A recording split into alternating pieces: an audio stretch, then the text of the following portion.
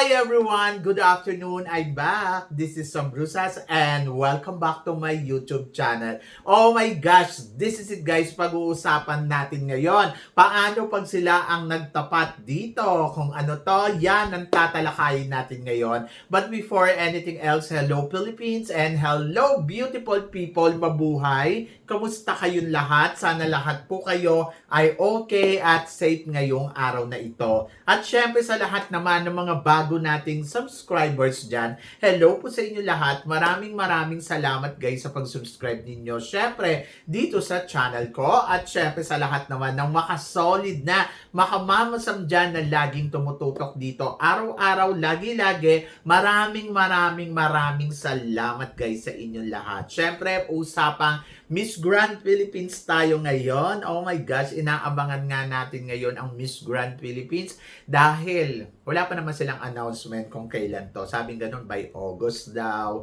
Pero syempre, ito nga nabalitaan na natin, syempre, di ba, na bago na yung national director.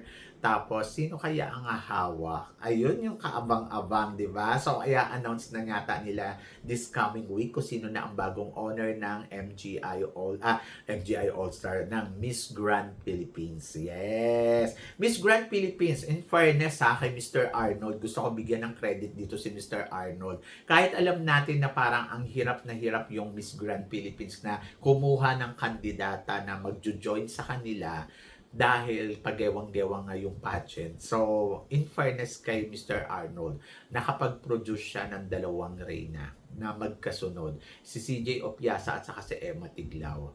So, mahirap pantayan yan, guys. Kaya nga nagtataka ako bakit pati tinanggal sa kanya instead na tulungan. Pero kasi dati sinabi ko kay Mr. Arnold, medyo mahihirapan ka talagang kumuha ng mga candidates kasi nga, di ba, yun nangyayari na parang kumukuha na lang siya ng candidates, tapos, ayun, so parang ilalaban natin sa Miss Grand. Like example, yung kay CJ, okay pa. Yung kay Emma, medyo talagang grabe. Yung may mga official candidates na pagkatapos biglang kinuha niya si Emma Tiglao. Kaya nakakaloka. Pero sinabi naman niya sa akin, ang purpose niya doon ay, ayun nga na baka para manalo tayo, 'di ba? At in fairness naman kay Mr. Arnold, he know what is the best for our country.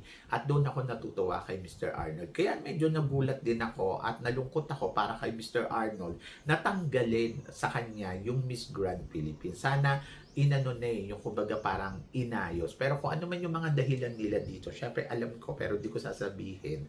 Kung ano man yung dahilan kung bakit nawala sa kanya, siguro ayun yung nakakalungkot, no? Sa business talaga, wala talagang kaibigan. At sayang, nangihinayang ako. Pero syempre, naiintindihan ko naman, sabi naman ni Mr. Arnold, gagawa na lang daw siya ng bagong pageant na para sa Pilipinas.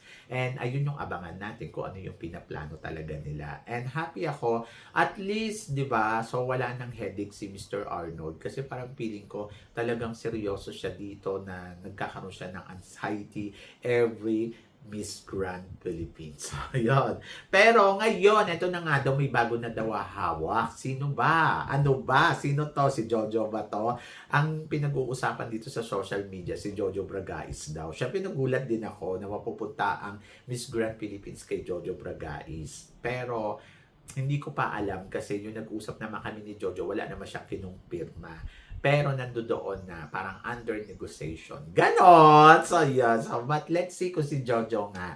At kung si Jojo, paano to patatakbuhin ni Jojo ng bonggang-bongga. So, marami na kayang sasali. So, yon yung abangan natin. So, excited ako. Sana wag ma-disappoint ni Jojo si Mr. Nawat.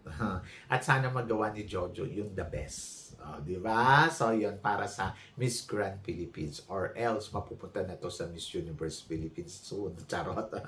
Kung ako tatanungin ninyo, mas gusto ko na lang siya isama doon sa Miss Universe Philippines sa totoo lang. Kasi ang Miss Universe Philippines, pwede naman, di ba? Pwede naman siya doon sa Miss Universe Philippines kasi ngayon ang Miss Grand at saka Miss Universe is bundled together. Kumbaga kaya pwedeng i-bundle, di ba? So, yun. So, kung iba-bundle nila, di bongga, mas okay, di ba? Kasi parang, una, bongga ang pageant. Pangalawa, maraming sumasali ng mga national, tawag dito, ng mga from regional, di ba? Pagkatapos, ayun, maraming mga girls na pwedeng pagpilian na mula sa kalidad ng Miss Universe Philippines. And then, hindi na sila mahihirapan, di ba? So, isang pageant para sa dalawang corona na malaki na at inaabangan. So, kung ako masusunod ayun yung gusto ko. Tapos, sabing ganon, ito na, ano kaya ang unang pasabog ng first Miss Grand Philippines edition under ng bagong organization? So, hindi ko alam. Pero ito, sabing ganon, tingin ko daw paano daw kung magsabay daw sumali si Angelica Lopez, oh my gosh, at saka si Liana Aduana, oh my gosh, dagdagan pa natin. Sino pa ba yung gusto ninyong pwedeng Krishna Gravides? Okay.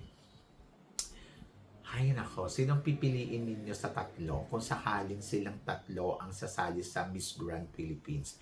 Si Liana, si tawag dito, si Liana Aduana, Angelica Lopez, at saka si Krishna Gravides.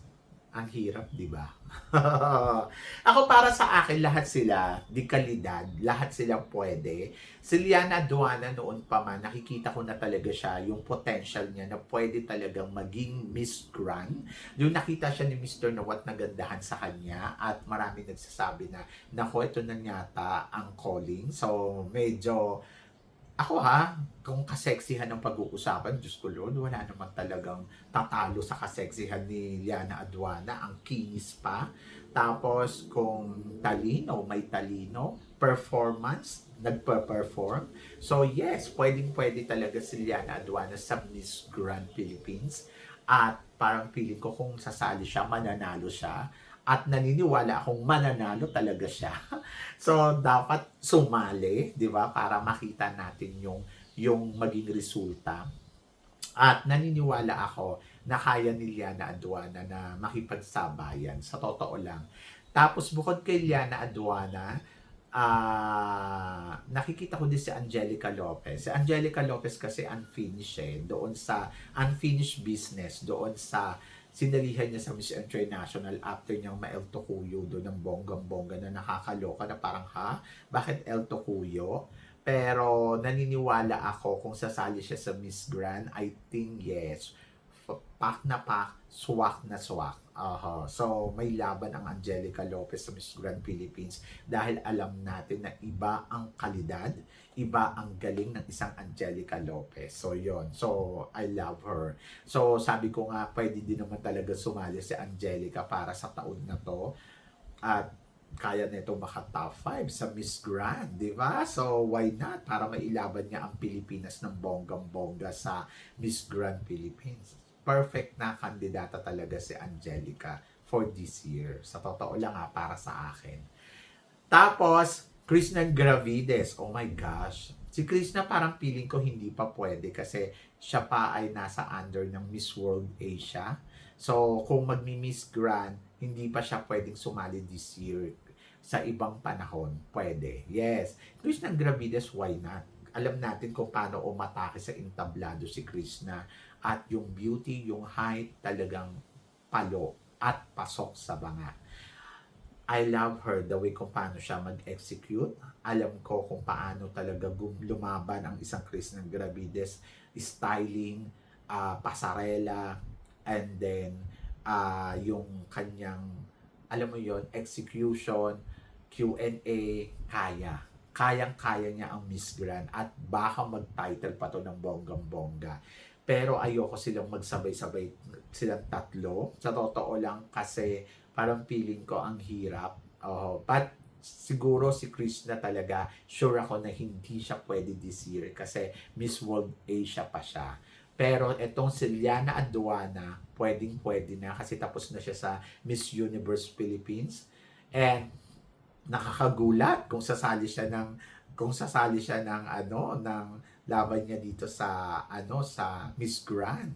Oh my God, exciting dahil alam mo na mananalo, 'di ba? Matalino kasi 'to Pero sana wag niyang sabayan si Angelica Lopez. Tama na sa akin si Angelica Lopez ang isa sa mga matinding kandidata this year kung sakali man dahil si Angelica ay kadapat-dapat naman talaga na maging Miss Grand. Sa totoo lang, ayoko na siyang masayang. Ayoko na parang, o sige, sumali ka ngayon, tapos pag hindi ka nanalo, sali ka uli. No. Dapat sa unang sali pa lang niya ay talagang winner na. Pero ngayon parang nararamdaman ko, nagpaparamdam siya na sasali, no? Kasi may mga photoshoot siya na parang ang lakas nung dating, na ang lakas maka-grand. Kaya parang feeling ko, sigurado ako dito kay Angelica na mag-join talaga siya dito sa Miss Grand Philippines. And let's see. But kung magsasabay nga ba si Liana Aduana at saka si Angelica, sino ang pipiliin ko? Nakakaloka. Ako, para sa akin siguro, I go for Angelica Lopez for this year. Kasi alam naman natin na mahirap makuha ang corona sa Miss Grand ngayon. Kasi kakapanalo lang natin na magkasunod na taon. Kumbaga parang ano ba, magiging abusado na tayo kung gusto pa rin natin manalo this year, di ba? Pero na lang kung lalaban talaga si Michelle D.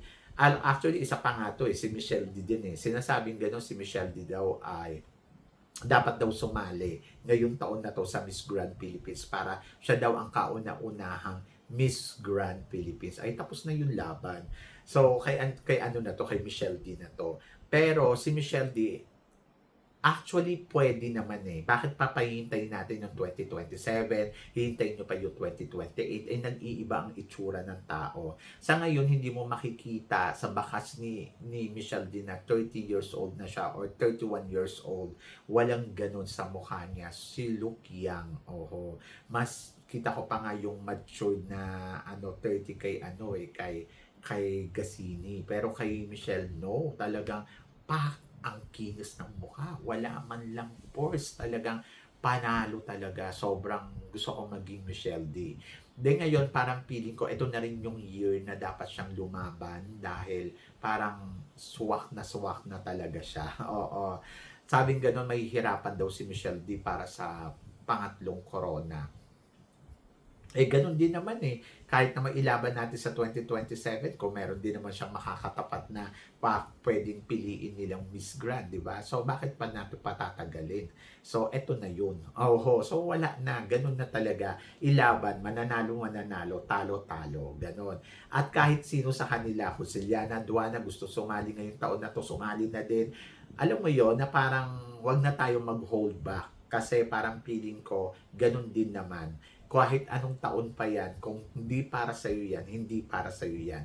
Pero kung kahit anong taon pa yan, kung para sa iyo yan, para sa iyo yan. Kaya kung lalaban ngayong taon na to si Michelle D, why not? Go. So, laban. Pikit natin yung mga mata natin and then ipag-pray natin na manalo, di ba? At kung lalaban si Angelica Lopez, okay na okay. Kasi parang feeling ko, kung hindi man manalo, okay lang din. Kung manalo, okay lang din. Pero feeling ko, kaya ni Angelica na maka-top 5 first runner-up or title. And then, ganun din si Liana Aduana. So, medyo nakakatakot kasi parang reserve di ba? Pero, kung kaya naman manalo, why not? Kung feeling natin malakas at magaling, bakit tayo uurong sa laban? Go, go, go, go na, di ba? So, nakaka-stress kasi isipin, naku, baka masayang, naku, baka dapat reserved. Wala nang ganun mga Mars. Go. Kung gusto nilang sumali, ngayong taon na to, magsisalihan sila and let's see in the future. Diba? So, yun. So, laban Pilipinas, kaya natin to. So, kayo ang tatanungin ko. Pero kung silang tatlo magsasabay-sabay, isama na natin si Michelle D. Sino ang pipiliin ninyo para maging Miss Grand Philippines natin ngayong 2026? I-comment below mo yan para at least malaman ko naman kung ano naman ang chika mo dito sa mga tinatalakay natin.